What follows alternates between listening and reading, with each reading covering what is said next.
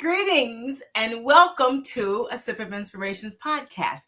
I want to apologize for you all who have patiently waited for us, but we had some technical difficulties at the end. So that means that this is going to be a great show because usually when it starts off like that, we have a wonderful conversation. So I want to thank all of you for tuning in today for the show.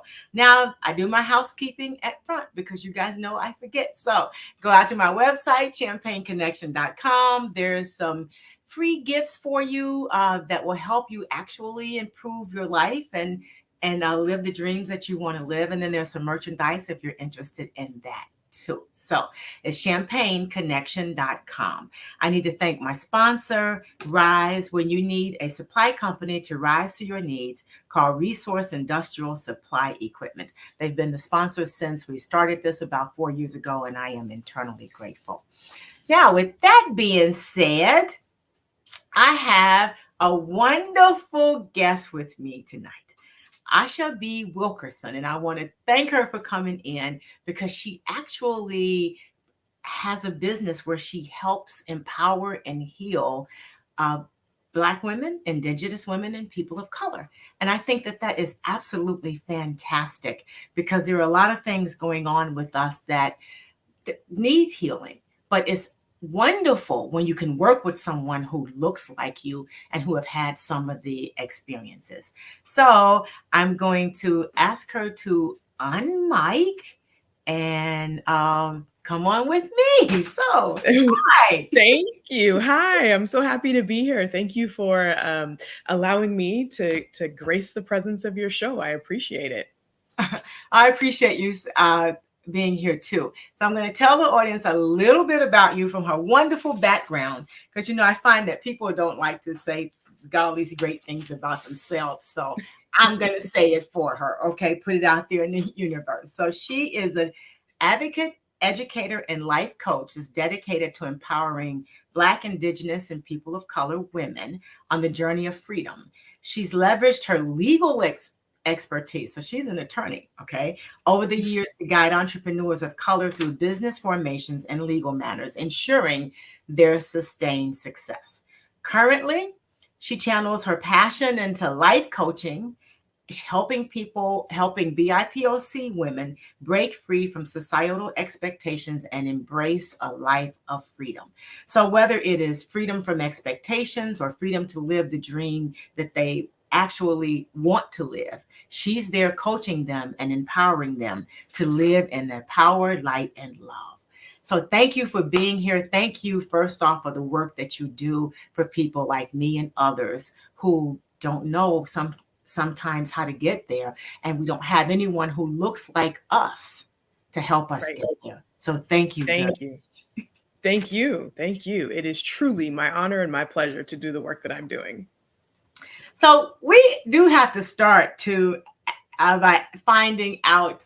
So you're an attorney and now you're helping women. So yes, what happened between the attorney and the helping women phase? If I always say that if anyone could be an accidental attorney, that it was me. I did love Law and Order growing up. I still love Law and Order, but I really loved it for the psychology piece of it. I always wanted to understand why people did the things that they did and made the decisions and how it impacted them later in life. But when I was in undergrad, I had the opportunity to do a pre-law undergraduate scholars program. And I was supposed to go home to Portland, Oregon to work at the Boys and Girls Club. The Boys and Girls Club lost funding.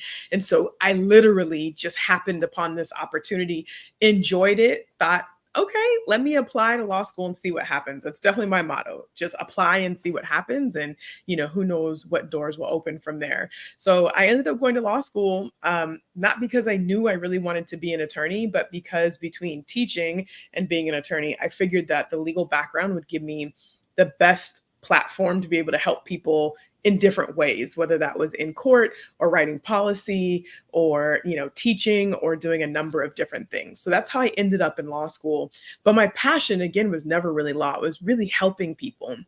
And since I entered law school, I have pivoted several times to find what space felt right for me to help people. I never let go of my passion for teaching. I taught high school and middle school kids about the law. We called it a street law program when I was law school. And then after I graduated, I started teaching at a paralegal program. And Mhm. about 6 or 7 years in, I found myself just really burnt out from the practice of law. I was doing employment litigation, so I was representing people who had been discriminated against and lost their jobs for because of an unlawful reason. And it was a lot of weight to carry, a lot of responsibility to carry, especially because a lot of my clients were people of color, or underrepresented in some way. And I was really young, so I had a hard time setting boundaries. I'm also an empath, so if you cry, I'm gonna be crying. I'm like, why are we crying, right? I feel everything, and so I knew that I needed to switch. I started teaching full time and running a paralegal program at a community college, and then most recently pivoted again and said, you know what? It was actually a trip that I took to Ghana, Mhm. and when I was able to reconnect with the positive history of our ancestors, because in America, we only know about the negative stuff. That's all we talk about is about the negative stuff. Our history starts with slavery. But when I was able to go to the continent of Africa and realize that there's so much history and culture and heritage beyond or before colonization, it hit me that my ancestors have already proven everything that they needed to prove. I've already proven everything that I need to prove. Now it's time to actually go and live free like we have always wanted to be since colonization. And so that was that moment, and I started making decisions from there, ended up resigning from my full-time job and really stepping into this role of life coach and healer for Black women and women of color. So, in your experience as a life coach, what are some of the challenges that Black women and Indigenous women and people of color, because sometimes that's all they see is the color, Mhm. not that other color. Uh, what have what have your experience been when it comes to them embracing themselves and when they try to show up authentically? What happens in the rest of the world that they have to live Mhm. Yeah. So one, oftentimes we don't really know who we are. We're as a whole, as people of color in general, we're so overdetermined by society, and particularly as Black women, we're damned if we do and damned if we don't. If we're expressive and vocal, then we're loud and bossy, and in? if we advocate for ourselves, then we're angry. And then there's also that piece that has been that racism that has been so internalized by our own folks of, you're lucky to be in this position, why would you do anything to jeopardize it, why would you complain, this is what we sacrifice so much for you to be able to do. So it's hard to find that like true identity, because we have examples, but you know, the generations before mine have had to play the game in order to survive. So not that people were putting on airs, but the free that I get to be is different than the free that my mom got to be when she knew that she had to keep her job in this white institution. Otherwise, she wouldn't be able to put food on the table for me. So it has evolved over the years. And I know a lot of times you'll hear things on the press and people will say, well, you know, I don't want to do that. I just want to be free. But Hmm. if they hadn't have done that, I wouldn't Right. I wouldn't be able to do the things that I wanted to do either. As a matter of fact, Absolutely. my parents pushed me to do something I wanted to do and not something that I just had to do to stay alive. Hmm. So, in your experience, what are some of the common challenges when people finally decide that they're going to look for someone to help them with those challenges? Because we all think we can fix ourselves. Yeah, absolutely. Absolutely. That's part of it. I mean, that's probably one of the biggest things is being afraid or hesitant to reach outside of ourselves for help, or for guidance. This has happened to me a couple of times when I knew that the traditional law practice wasn't for me. I had to turn to people who were just running online businesses to see how I could run my law practice as a virtual law firm, because all of the examples in my lane were brick and mortar businesses. For me now, looking at what is possible, I have to look at people not necessarily in my own family, because my family, my aunt and uncle and my mom have worked for the same institution for 40 years, right, before they retired. And so you have to step outside of yourself and outside of what you know, because there are examples that are out there. But you have to be strong enough to do it when people don't understand you, and you have to be brave enough to do it when people will question your decisions and what you're doing. And it's not because they don't want you to be freer or to be more successful, but what they know is what has worked for them. And it's scary for them to think about, this person that I love and care about so much is going to go off on this uncharted path, and I don't know anything about it. Let me make sure that she stays right where I know success is on the other side. And you got a special quote in there. It says you have to be strong enough when people don't understand you. Mm-hmm. Yeah. So Someone gave me, I have a quick example. okay. I was a couple weeks ago, I was at a conference for coaches, and I was going through it. I walked in and I felt all kinds of imposter syndrome, despite all of the things that other people, list that I have done. And I was just having a tough time. I was super emotional because when I resigned from my job, I resigned at the end of December, and I'm on my way to building. I am building, and I still feel like I am arriving at the same time, that I haven't gotten quite to where I want to be, but I'm on this path. And another coach told me, she said, "You know what? You're kind of like a hermit crab." I said, "Okay, tell me a little bit more, like keep going with the story." And she said, hermit crabs live in shells. And when they outgrow a shell, their structure, their protection, they have to go find a new one. But before they know where the new one is, they have to leave the old one. And on that path of leaving the old one, they're vulnerable. They can get burned. Any little wind that blows, they feel it even more. She's like, Asha, you're like that hermit crab that is between the old structure that you have outgrown and still finding the new structure that you are walking towards. And I was like, I'm a doggone hermit crab. It resonated with me so much. And that journey between what you're leaving behind or where you don't want to be and what you are moving towards is a sensitive, vulnerable kind of a journey, because you're without that. You could be without the structures, right? Maybe not without all of the structures, but it's vulnerable. It's something new. And so, a lot of people will turn back and go back to that old shell that doesn't fit anymore. And so having support along the way that can help you regulate your nervous system, that can remind you of who you said you wanted to be, who can add more skills so you can get there a little bit faster, and who can support you when you fall, because you will, because it's a journey, like a baby learning how to walk. That's the power in getting help outside of yourself and working with coaches and therapists to help you become who you really want to be. So do our communities have enough support system available for us, and what role do they play in this journey? Because this is not only a journey of healing, but it's a journey of self-discovery too. Mm-hmm. So how do Yeah. our systems help or hinder us? That's a really good question. Especially Yeah. for people of color and Black women. Right. So I do think that there is a rise of Black women life coaches, Black women healers that are coming back out. People are tapping into their ancestral wisdom. They're learning more about energetics. We're looking at how, the church has helped and also hurt women as, we've become our own and our voices get hampered. So I do think that there is support out there. I don't know that everybody knows where to get it.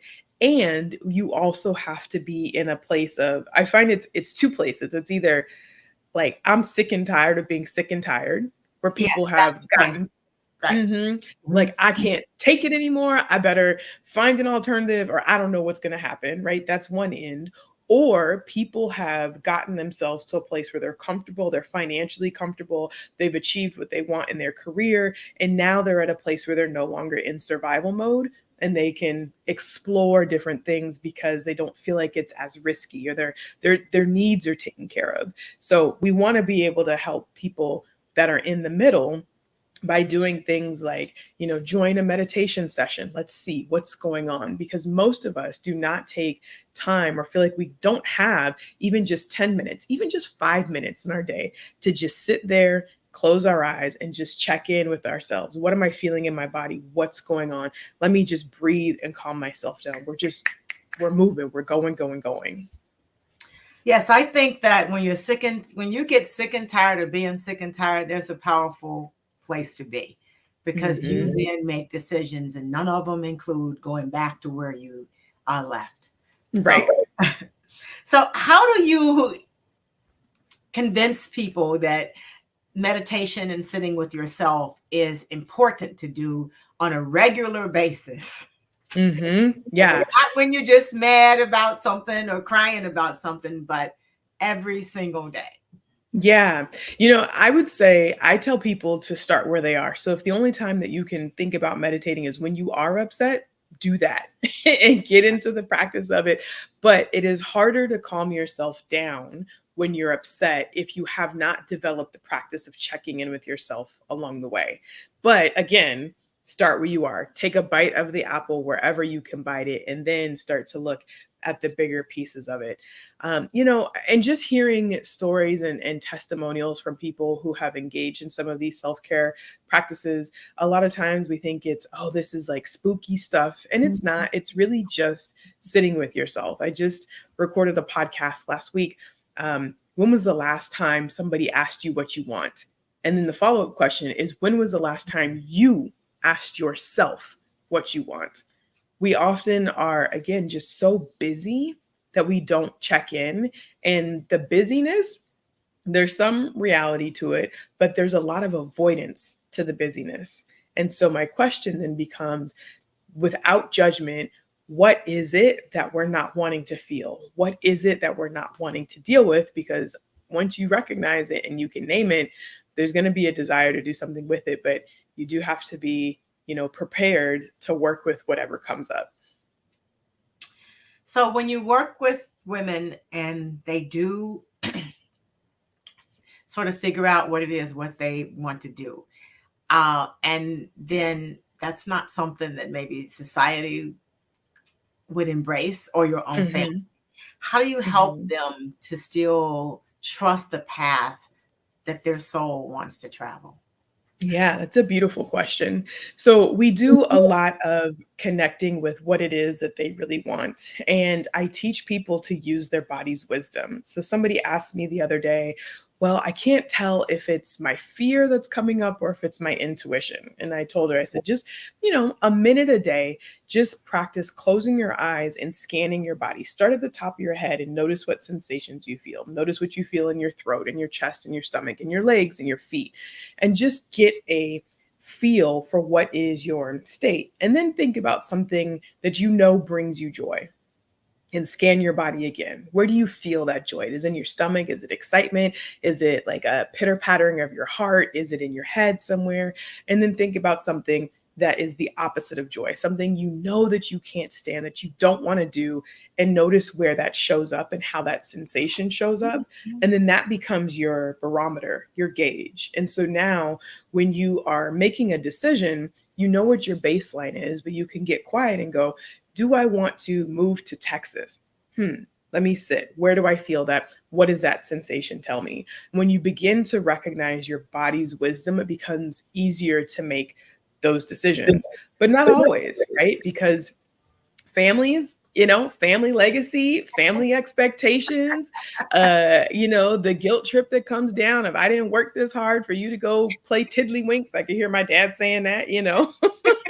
How you gonna feed your kid? Like all the scarcity stuff that comes up that's in our communities it's not based in nothing. It's rooted, in something that's real. I also have my clients do an exercise of naming those doubts that come up and giving a voice to those doubts. So, who said that?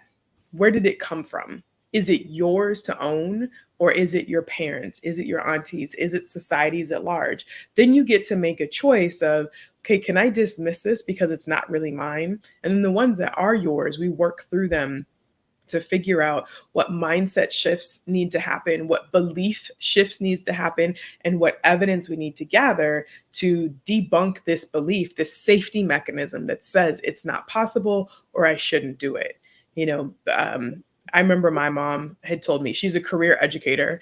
And when I started teaching full time at the community college, it was very clear to me within a few months that I did not want to be a dean. And I'm always the one that rises up to the top to leadership positions. And her immediate response that she doesn't remember at all is, well, how are you going to feed your kids if you don't become a dean? I'm like, what? And it like shook me for a moment. And then I realized, okay, that is her fear kicking in before she's even thought rationally about, you mean to tell me that all of these full-time college professors, none of them can afford kids? They all have kids. Like, how did that work out for them, right? And so I was able to give that fear back to my mother and not take it on, not internalize it, because it really wasn't mine to hold. And if I needed more support, I would say, okay, let me look at all the college professors that have raised kids who have been full-time professors. Let me look at, all of these different ways to make money if money is an issue. Let me look at how to monetize my strengths and the things that I want. So you just begin to work around the roadblocks that your mind automatically brings up, which are just there to keep you safe. So what are the common doubts that people have? Because even though we're different people, generally, when it comes to the doubts and the fears, they can be similar. Yeah. So after coaching people for about 6 months, I realized that it really comes down to, we are afraid to put ourselves first. We're afraid to honor our needs first, because either we think it dishonors our parents somehow. It's not good for our marriages somehow. We'll be considered selfish somehow. We're so lucky to be here. Why can't we just accept what this is, right? We are so socialized and conditioned out of, as women, tapping into what it is that we want and that what we need, and expressing those desires to the world. But I firmly believe that if you put your desires into the world, the universe, God, creation will come and meet you there. But if we don't know what they are, and if we don't practice putting them out there, how can the universe meet us where we're trying to go? So that at the root of it, it is that we don't know what we want, and or we are afraid to tell people. That shows up in relationships with difficult parents. I've worked with people who have had parents where they're trying to set boundaries and the parents want more attention, and it's but they're afraid to change that dynamic because they're the child, and the children should honor their mother and their father. They haven't thought about, how do I want to be in this relationship and what changes can I make? Same thing at work. I feel so like I need this job so much, that frenetic energy of, oh my God, what am I going to do? Let me ask you, what do you want? What does it look like for you to do work that lights you up? What are all the different ways that you could show up and do this work, either in your situation or outside of your situation? So it really, again, comes down to, what do you want and how do you express that? So a lot of people say that when they think about what they want, they can't pinpoint it. So are there exercises to help them with that? Like, they know they want something different. There's no way they're going back there to do that same old thing that was making them tired. Okay. But they just don't know how to move forward. So what can they do to just figure out, just to take those next few steps? Because a lot of people do continue to be miserable because they just don't know what else to do or how to do it. Yeah, I love that question, because I do a lot of work around that. You don't have to know what it is yet. You just need to know that this ain't it. Like, this is no longer it. We're going to make a move from there. And so what I have people do is to get really clear and identify what it is about the situation that they don't like. Is it that you don't like your commute to the job? Is it that you don't like your supervisor? Do you not like the work? Do you not like the hours? We can start with what it is that is actually causing you agitation, and ask questions around, what would make this better? What would it look like to show up to work and to not be irritated by the time you get there? What would it look like to show up to a house where you didn't have to immediately jump in and deal with the kids or the housework, right? So you start with what is bothering you, because that's sometimes easier to know what you know. And then we start dreaming up alternatives through meditation, and just through like sitting there and asking yourself, what is it? What do I want? What do I want? If I could answer this question, if I knew what I wanted, if I could answer this question without any restrictions, if somebody wouldn't tell me no, What do I want? And it may not come right away because, again, how often do we ask ourselves what we want? Not very often. So we can take as long as it takes for it to come up, and know that what you want right now may not be what you want in 5 years or 5 months, and that's okay. Let's Okay. look at, what do I want in this moment, because putting the pressure on of deciding what you're going to do for the whole rest of your life is big pressure, too much. You're going to be a different person in a year, right? Maybe you want something else, and that's okay. It's okay to change and adjust with according to who you are right now. So when they decide what they want, does it help if they sort of imagine or role play or pretend to be Mhm. that? Does that help? Yeah. So part of visualization and manifestation, it gets stronger when you put senses on it. When you think about, when you engage your five senses. So, if I were to walk people through a visualization about their ideal morning, I would ask them, "How does it? Where are you waking up? Is it in a bed? Is it in a hammock? Is it someplace else? What does it feel like? What sounds do you first notice when you come to consciousness? What do the sheets feel like as they're touching your legs and your arms as you get out of bed? What does your robe feel like if you put that on? What do you hear? What do you smell? Is it coffee? Is it eggs? What, and I just guide people through that. What does it taste like? What does the air smell like? What do you see in your space? And then people just begin to imagine. And the way that our brains work, if we can engage the five senses, then it makes it more real. Our brains don't actually know the difference between what has actually happened and what we are telling ourselves has Mhm. happened. So you almost become delusional in what you want in your dream, and it's delusional because it hasn't happened yet. But when you imprint that image, that vision in your brain will work and move to make that happen because it doesn't know that that's not Right. real. That's right. It doesn't. No. And for those of you who all haven't tried it, just tell you it is incredible. It's an incredible feeling. So so we talked about visualization. So what are some other practices that we should incorporate in our daily lives to make sure that we are cultivating a sense of self-awareness and empowerment in our own lives? Because as you've eloquently said, no one can do that for us except Mhm. ourselves. That's our job. Yeah, So what right. other things that should they do, and how often during a course of a day should they do it? Yeah. So I'm a big proponent of breath work, and I'm getting certified to become a breath work facilitator for these longer breath work journeys. But I love a 4 count box breathing whenever I just need to calm down, or even just being intentional about my inhale and bringing it all the way up, and my exhale, letting all of the air out of my body. Sometimes I do that just to start my day, just to get grounded. It's really down regulating. So if you're a person that experiences anxiety or lots of energy, high energy, then that's a good way to start to calm yourself. And it can be whatever it looks like for you. So I hesitate to tell people how many times they should do something, because when I first started out, my attention span was like, that of a gnat. I was like, how long are we going to sit here and breathe for? But now I have more tolerance and more of a desire. It's like my body's calling for me to sit down. Um, some of us, depending on what our family situations look like, we don't engage in touch nearly often enough. So even just putting your hand on your heart, putting your hand on your stomach, putting your hand on your legs can be really calming and regulating, just to remind yourself to tap in. How am I feeling?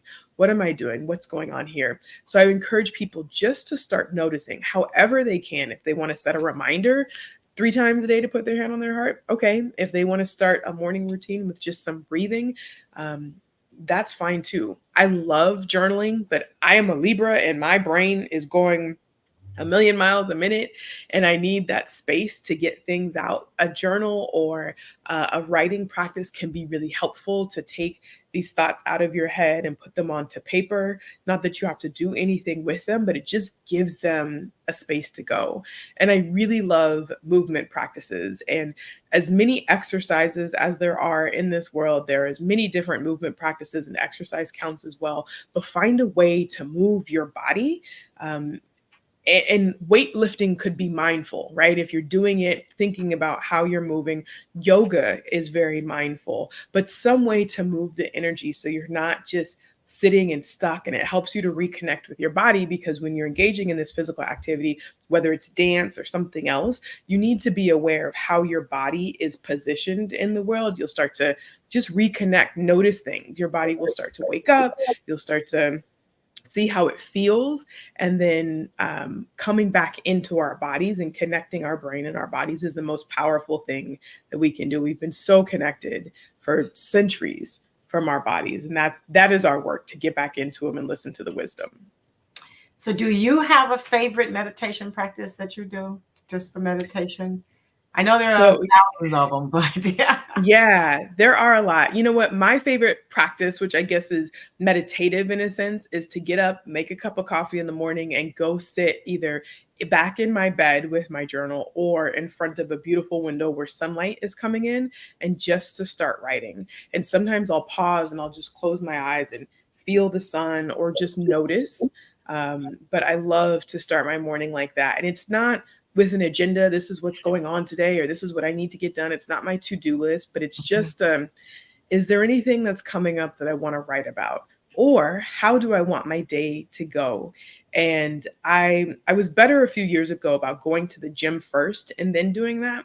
But what I realized is, or I became dedicated to that, because that's time that no one else can take away from me. I give in all these different areas, but as long as I take care of myself first, the day usually goes okay. And whatever happens throughout the day, I've already taken care of myself. So at the end of the day, I'm not too tired to do it because I did it first. I put myself first and then gave to everybody else. And that's, I mean, to me, that's self-care at its best. So take care of yourself first. Fantastic. So how do you envision just Black communities changing as a result of if we all did this? So what would be your vision of the world? Oh my gosh. Of course, the cliche answer is peace, but it is also the real answer. I think peace within us as individuals. It's hard to teach somebody to do something you're not able to do yourself. So if we can start with ourselves and figure out how to regulate and how to express ourselves through nonviolent communication and work on understanding each other, that will have an exponential effect, because you teach your children, you've got multiple kids, and they're teaching their peers and their kids, and it just carries on. But I think really to just reconnect with who we are supposed to be as human beings. It's not normal for us to have aches and pains. It's become normalized. But I remember sitting in a presentation with a chiropractor, and she was like, it's not normal to wake up with back pain every day. And I was like, really? And I think I was in my late 20s, but it had become so regular. So many of the illnesses, the itises, the EDs, the things that we experience have become so common that we think that they're normal. And they're not supposed to be normal. So the more we can get back into our bodies and really just see, does it actually feel good when I engage in this practice? When I do this, when I drink this drink or eat this food does it actually feel good? I don't think it does, but it's a habit. Let me think about changing that habit to do something that feels more empowering instead of self-destructive. So have you found in your practice, since you focus mostly on women, what about men? Is there a difference between working with men and women? Yeah, there is a difference. And women, we apologize a lot. we apologize a lot. We feel bad for putting ourselves first, taking space, right?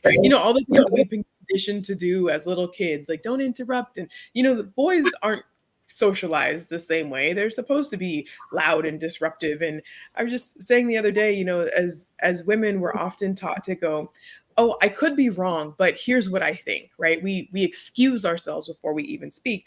And men, most of the time, it doesn't even occur to them that they could be wrong because we're just socialized completely differently. So it is different working with men and women. Men are, I won't say necessarily more action oriented, but I have to work with them a little bit more to get them to think about the emotion behind it. Whereas often women are coming because we are like dissatisfied with something, not necessarily seeking a particular outcome, but like this makes me upset, or I don't like the way I feel in this situation, where we're more sort of in tune or allowed to express our emotions. So we start from there. And men tend to be a little bit more, I want this result. How do I get there?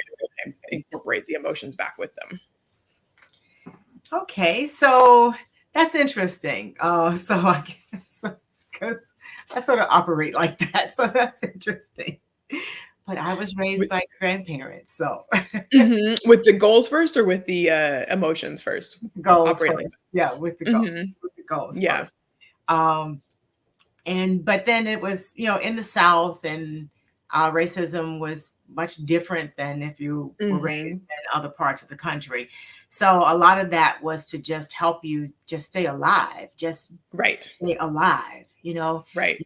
do all the stuff you want to do, but your number one goal is to stay alive. Which is that survival mode, Right. right? I mean, you who has time to think about emotions if you're worried about, how you're going to get to school safely, and if you're going to Right. have a job tomorrow, and all of these other things. Right. So, what do you believe that intergenerational healing, the role that God, excuse me, the role that intergenerational healing plays in the journey of Black women, Indigenous women, and other people of color?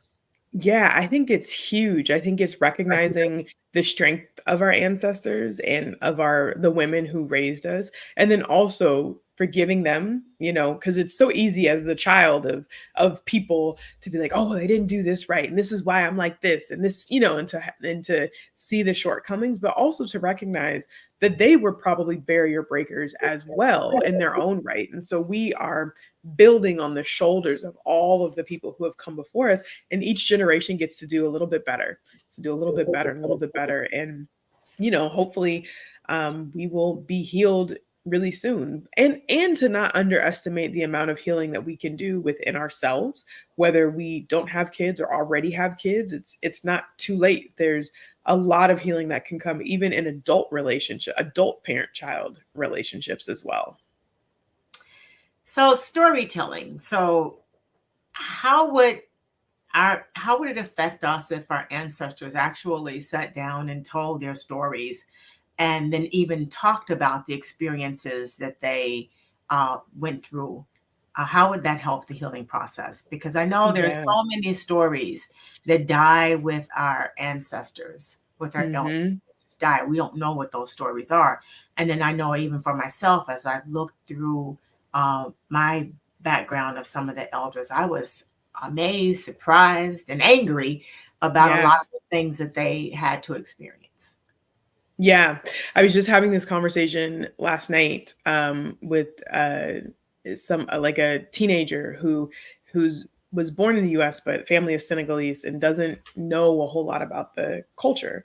And the question was, how come you don't know? And I've heard that too from my mom. My mom integrated the University of Mississippi. She was the first Black woman to go. My grandfather was a huge part of the civil rights movement, working with Medgar Evers and Dr. King.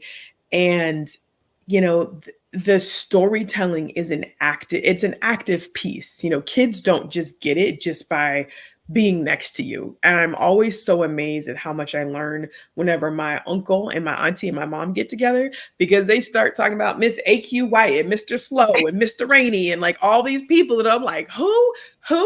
But my mom didn't have those. There wasn't, I won't say there wasn't an occasion to tell me the same stories, but there wasn't the same catalyst to tell the stories, because they can, in community, they're bringing up stuff, their old memories. And so, absent that, outside of that, and especially because our communities have dispersed into different states and neighborhoods and all of those things, it really takes a concentrated effort and an openness, a willingness to share, I think, on part of the grandparent or the parent, to say, hey, let me just tell you, did I ever tell you about this time that I did XYZ, right? And I'm willing to bet that the kids will listen, especially if it can relate to something that they're doing. It's like you don't know what questions to ask because you have no idea. So I think that there is more there's a lot of opportunity on the elders to be able to pass that on. But I also recognize that a lot of experiences are painful Yes. too. Yes. But I would encourage the sharing of the happy experiences, of the empowering experiences as well, because so much of what we know is trauma. But I had a friend of mine, I don't know, this was probably 5 or 6 years ago. He said he went back to Ohio and he walked into a corner store, and the owner of the corner store said, "Hey, are you related to Mr. So and so?" He said, "Yeah, that's my grandfather." He said, "Man, you look just like him. Let me tell you about what your granddaddy did." And he said it was so just invigorating and just like filled with so much love and pride because somebody recognized him 2 generations, below his grandfather, and he heard this beautiful story of what his grandfather used to do walking down the street and coming into the store. So it's not all tragedy. There are some really beautiful things that we can pass on, but we have to recognize that those stories are valuable. Even if we don't think that we did anything, even if we didn't break a barrier or, make $1 million, just our existence is empowering to somebody else because they can relate to it. So we have to share.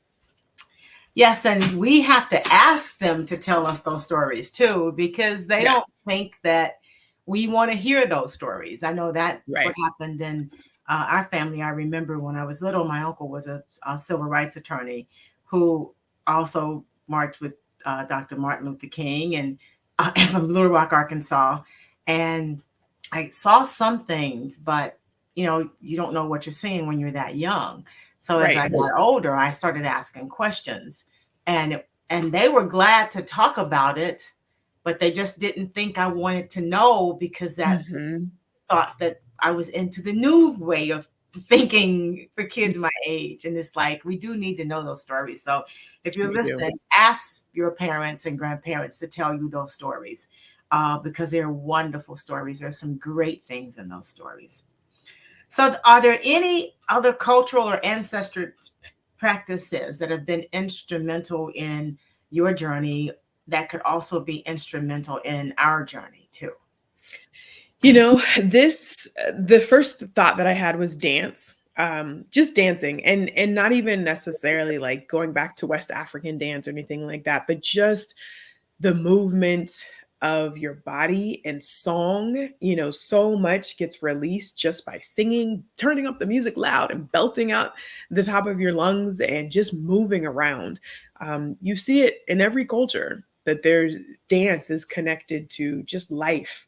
There's celebrations when you dance. There's mourning when you dance. It becomes a way to just move the energy. But sometimes we get too buttoned up or worried about what other people might think. I love to dance Cuban salsa. I love it. I think maybe in a past life, maybe I was born in Cuba or something like that. But my direct lineage, it's not there, but just there are African roots in that. And I love being able to learn and to express and to share that energetic connection with a dance partner and then to move on right after. It is healing in and of itself just to move and to listen to music really loud. Oh, so I dance all the time. So it's like Yeah, I make them up it's as I good. go, There you go. My mom said the other day, thinking of people who may not understand you. My mom was like, I just think of a 19-year-old when you talk about music and dance. And I didn't have I think of the best comebacks like 20, 30 minutes later, 2 days later. My friend's like, yeah, tell her you want to stay forever young. But she didn't mean it, as a like, good job. I was like, are you kidding me, mom? Like, everybody dances. It doesn't have anything to do with being young or seasoned at all. It's just an expression and it's so powerful. Yes, it is. So we talked a little bit about imposter syndrome or self-doubt. So uh, how can people handle those when they're feeling that in the moment?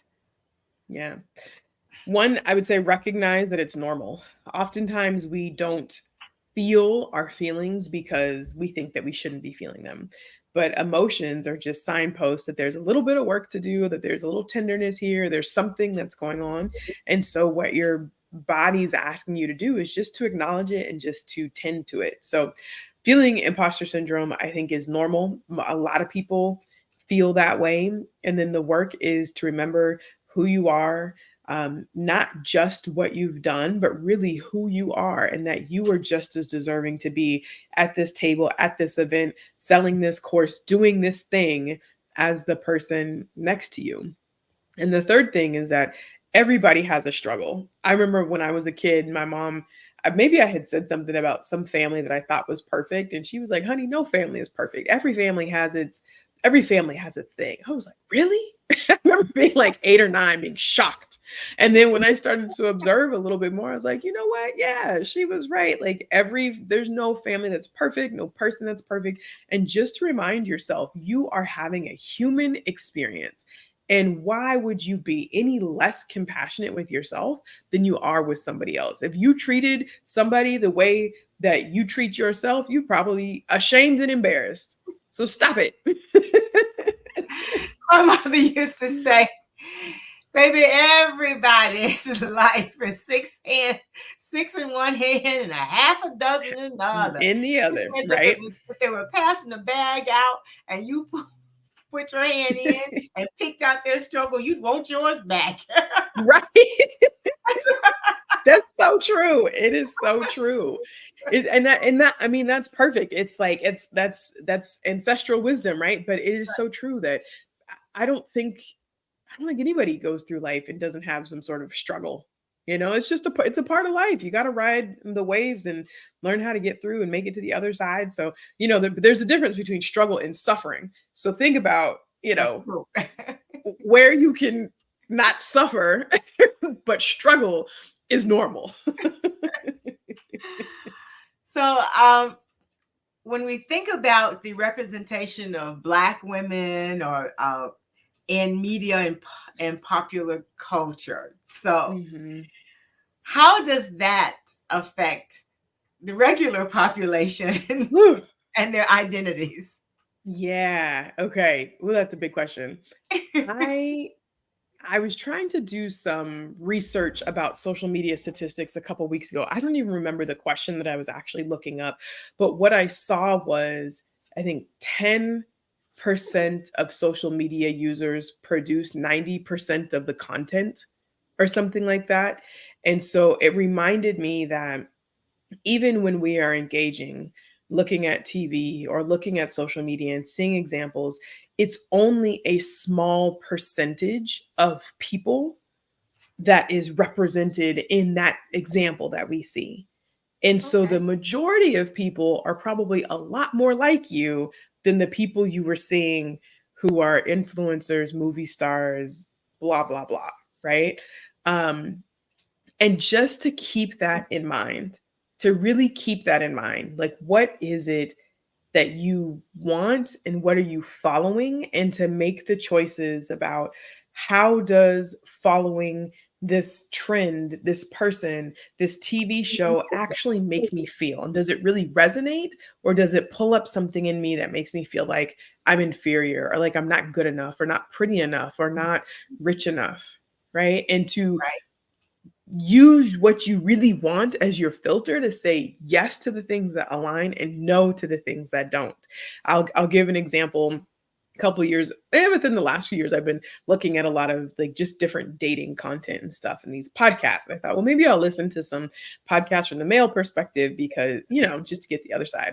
I did not realize that the majority of the stuff that I was listening to was just toxic.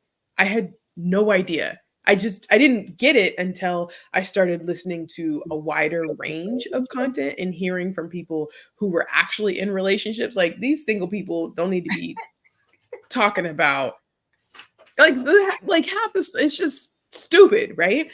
And it made me realize, especially when you look at podcast statistics also, that I think if you produce more than 3 episodes, you're already in the top 27% of podcasters, because people start and don't finish. So that the people who are really popular, it's not necessarily a popular opinion, but they have figured out how to get eyeballs on their content, which then makes it more popular. So it's the same thing, right? That we have to be discerning about what it is that we're taking in to see, is it really true? And does it resonate with who we want to be and who we are trying to become?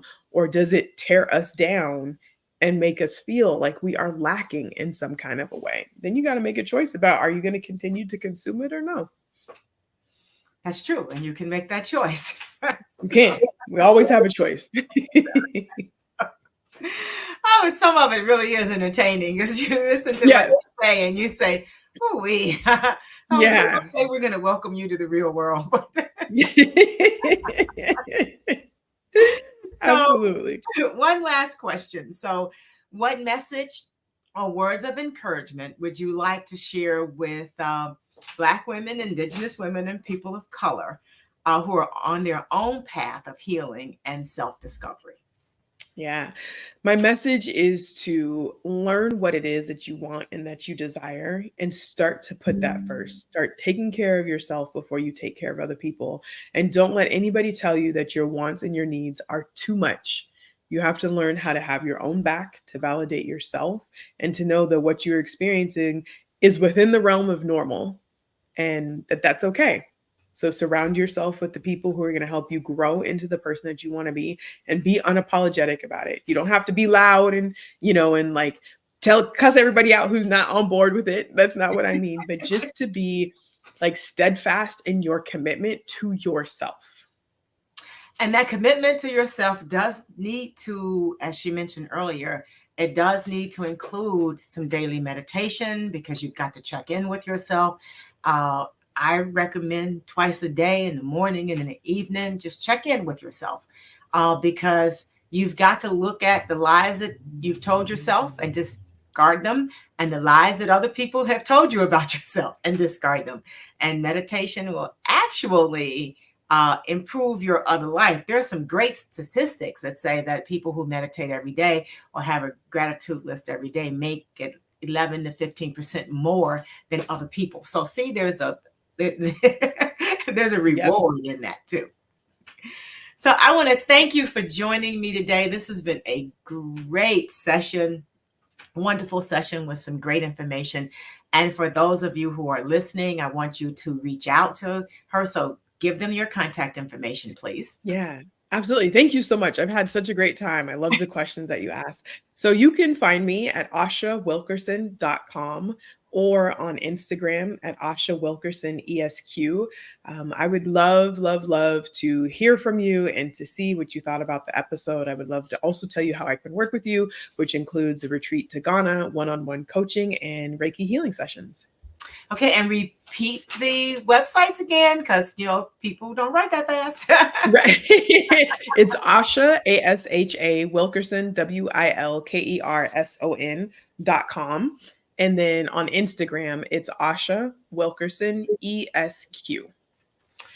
Thank you very much. I know you guys have that information because if you call me, I'm going to tell you that you need to get some help. I'm not the one.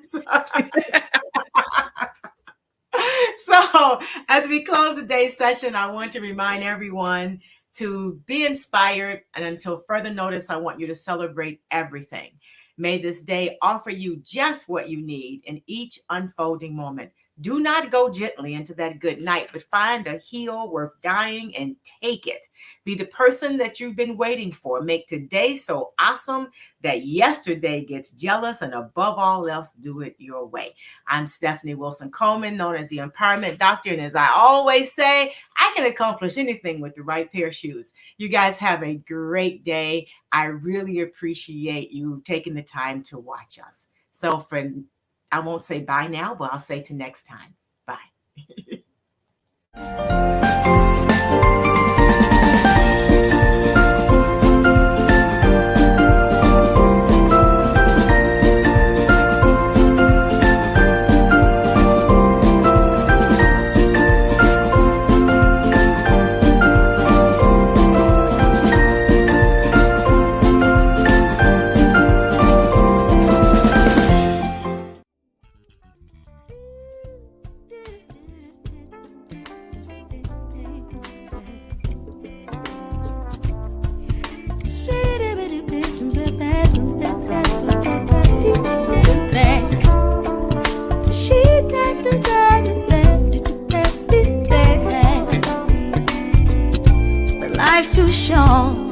to drink cheap champagne. So I decided to buy me a better brand to taste with my strawberries. What a high, lemon bubbles in the sky on the beach. Thank you. And I see I got the cover at the wrong date, but thank you. That's probably because I rescheduled, right? Sorry about that. Okay. No one is going to ask me about the date on that cover. They know better. You got them trained well then. Good job. Yeah, it's like, please, I will tell somebody, please, the healing is not in the date on that cover. Y'all, did you listen to the podcast? That's what you need, the healing, okay? Because if you're coming with me by the date, you really need some healing. Call that girl before you have a problem. I love it. I love it. So it's been wonderful. Thank you very much. I'm glad we worked out whatever difficulties you have. And I'm going to have to ask the guys to talk to StreamYard because I've never had that happen to me before. And I'm not happy. I had to cut the opening off a little bit just to get through so we didn't run over time. But it's okay. It was just the song. So the song, I guess we got about 5 or 10 seconds of that, but we went right into that. So and you just had to unplug it and replug it in, or what happened? Or what? No, it just started working. I don't know what happened to it. It's just so magic. weird. Yeah, just magic. Oh no. I have no clue. Just magic. I said, you know what, God, I need that winning lottery number if you want to give me some magic. Okay. Yeah. If you see fit to bless my bank account, I will take it. I will take to bless my lottery pick. So it takes me, if I'm lucky, I've got to do a lesson sermon for church Sunday. So I try to work on it tonight and get everything done. That's one of the good things about StreamYard is sometimes it makes it a little easier for me to get to you. So, but you'll have it at least by the end of the week. I'll try to get everything to you in the next couple of days. If I'm lucky, I'll get it to you tonight, but we don't know. No pressure. No pressure at all. Right, no pressure. All right. Thank you so much. I had a good time. I did too. And good luck with all your clients and your path because you're good. You're going to be great. Thank you. Thank you. I appreciate that. Well, I will see you around. All right. Bye now. Bye.